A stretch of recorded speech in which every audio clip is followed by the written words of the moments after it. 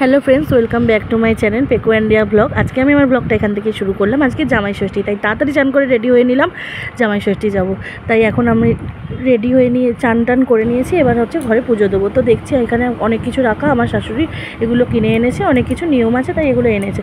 তো আমি ততক্ষণ ঘরের পুজোটা করে নিই, যাই একটু গোপালকে এখন তুলে দিই। গপু ওটো উঠে দাও, যা গপুকে উঠিয়ে দিলাম। এবার গোপালকে স্নান করিয়ে দেবো, তারপরে আমি পুজো করব। তো দেখো আমি এখানে গোপালকে স্নান করিয়ে দিয়েছি। তারপরে গপু এখন সেজেগুজে বসবে। এই যে দেখো গপু এখন সেজেগুজে বসে গেছে সিংহাসনে। দেখো কত সুন্দর লাগছে আমার গপুকে। যাই হোক, এবার আমি প্রদীপটা চালিয়ে নিলাম, ধুনোচিটা জানিলাম। ধুনোটা আমি এখন চারিদিকে দেখাবো। আর ততক্ষণে দেখো আমি এখানে ভোগ দিয়ে দিয়েছি, আমার পুজো কমপ্লিট হয়ে গেছে। পুজো করে নিয়েছি, এবার আমি পুজো করে উঠে যাব। তো দেখো পুজো করতে বসে পুরো ঘেমে স্নান হয়ে গেছে। তো যাই হোক, এই যে আমার তাড়াতাড়ি শাশুড়ি ততক্ষণ হাতের মধ্যে হলুদ সুতোটা বেঁধে দিল। এই যে আমার ফাইনাল লুক, আমি এখন রেডি হয়ে নিয়েছি। তো দেখো এখানে জামাই রাজা আজকের মেয়ের আকর্ষণ রেডি, বলছে চলো চলো তাড়াতাড়ি চলো, আর ওয়েট করে কী হবে, রেডি হয়ে নিয়েছি। তো আমরা তাড়াতাড়ি করে জামাই ষষ্ঠীর জন্য বেরিয়ে গেলাম।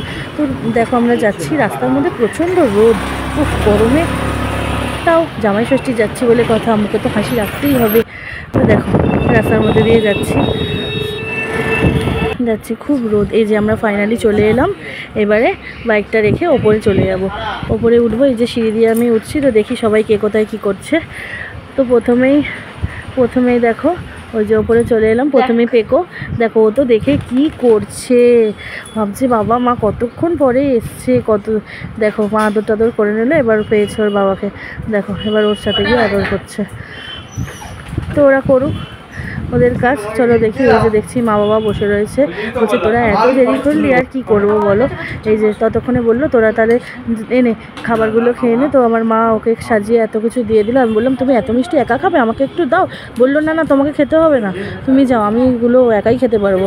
তো দেখো ও একটু মিষ্টি খেলো, আমার দিকে আবার দেখছে বলেছি বলে। তো তারপরে খাওয়া দাওয়ার পরে মা ওকে সাজিয়ে গুছিয়ে খেতে দিল। দেখো মা কত সুন্দর করে খেতে দিয়েছে, সারাদিন অনেক কষ্ট করে রান্নাগুলো করেছে।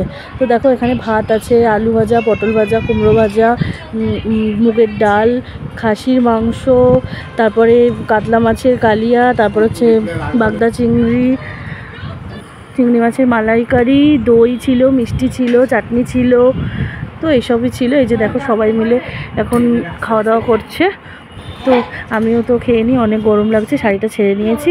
শাড়ি পরে খেতে বসতে পারবো না, তাই জন্য শাড়িটাকে ছেড়ে দিয়েছি। তো বাবা শাড়ি পরে কে খায়।